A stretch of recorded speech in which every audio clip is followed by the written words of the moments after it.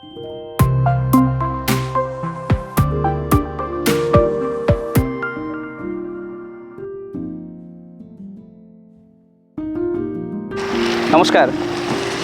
আচ্ছা, এই মুহূর্তে আমি দাঁড়িয়ে আছি এইমস কল্যাণীর সামনে।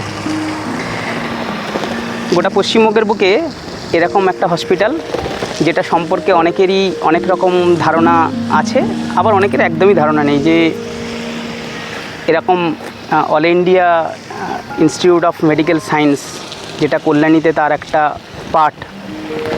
তো আজকে আমার একটা ছোট্ট অভিজ্ঞতা সঞ্চয় হলো, যেখানে আমার এক বন্ধু, সে তার বাড়ির বয়স্ক মানুষদেরকে নিয়ে আসার জন্য একটা প্ল্যান করেছিল যে তাদেরকে যদি নিয়ে আসি তাহলে হয়তো আমি এখানে এসে কী ধরনের ডাক্তারবাবুদের সাথে আমি দেখা করাতে পারবো, আর এমনি একটা জেনারেল চেক আপের জন্য বেসিক্যালি।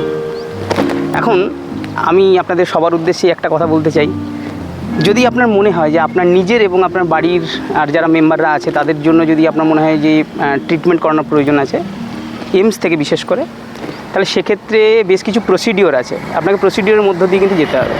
মানে আপনি যদি মনে করেন যে আমি এলাম মেদিনীপুরের একটা প্রত্যন্ত গ্রাম থেকে, এবং সেই গ্রাম থেকে এসে যদি আমার মনে হয় যে আমি এসেই কেবলমাত্র আমি আউটডোরে টিকিটটা করিয়ে করতে পারবো, সেটা কিন্তু কখনোই সম্ভব নয়।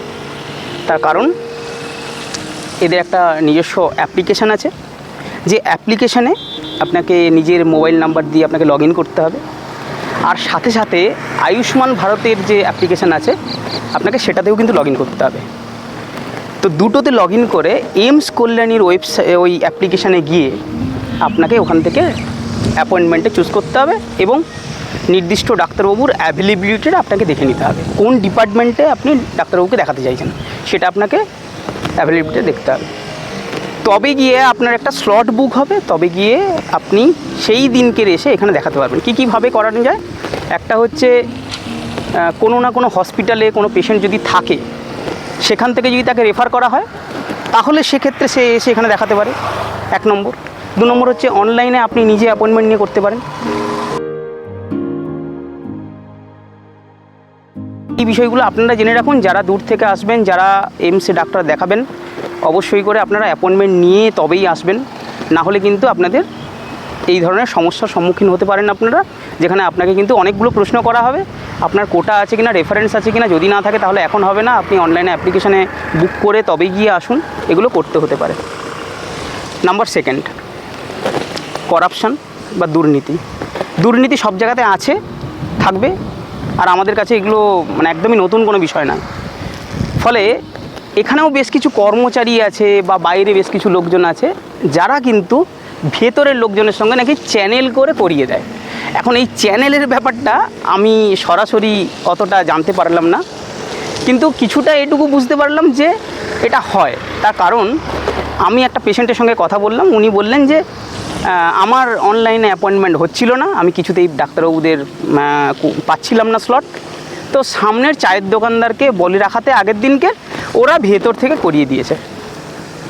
তো দাদা দিদি যারা দেখছেন, প্রত্যেককেই আমার একটা বিনম্র অনুরোধ, বাড়ির বয়স্ক মানুষজনদেরকে যদি মনে হয় যে চিকিৎসা করাতে হবে এইমসে এসে, বিশেষ করে এইমস কল্যাণীতে এসে, আমি বলবো যে আগে থেকে আপনি বুকিং করে স্লট বুক করে একবার এসে অন্তত দেখিয়ে নিন। যেই আপনার বইটা তৈরি হয়ে যাবে প্রথমবারের জন্য, ফার্স্ট ভিজিট হয়ে গেলে, সেক্ষেত্রে ডাক্তারবাবু যখন সেকেন্ড ডেটটা দেবেন সেক্ষেত্রে আর আপনাকে আর ঝামেলায় পড়তে হবে না। এছাড়া বাচ্চাদের জন্য, বিশেষ করে 18 বছরের কম বয়সী বাচ্চারা, শিশুদের জন্য এবং বয়স্কদের জন্য, অর্থাৎ 70 বছরের বয়সের বেশি যারা, তাদের জন্য ডেডিকেটেড কাউন্টার আছে, যেখানে গিয়ে কিন্তু সরাসরি আপনি আধার কার্ডটা নিয়ে গেলেই আপনার নির্দিষ্ট ডাক্তারবাবুকে দেখানোর জন্য আপনি টিকিটটা পেতে পারেন। ফলে একমাত্র শিশুদের জন্য এবং বয়স্কদের জন্যই কিন্তু ওই ফেসিলিটিটা প্রোভাইড করা হয়। এছাড়া যারা সাধারণ যারা বয়স সীমার মধ্যে পড়ছেন তাদের জন্য কিন্তু অবশ্যই এই অ্যাপ্লিকেশনের মাধ্যমে কিন্তু বুক করে আপনাকে স্লট বুক করে আসতে হবে।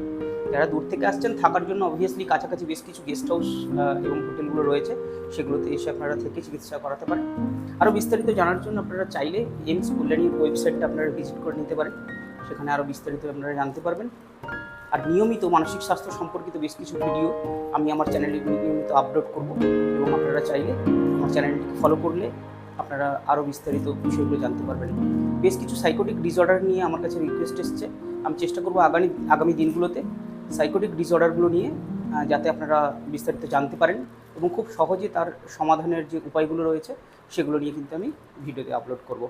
আজ এইটুকু, নমস্কার।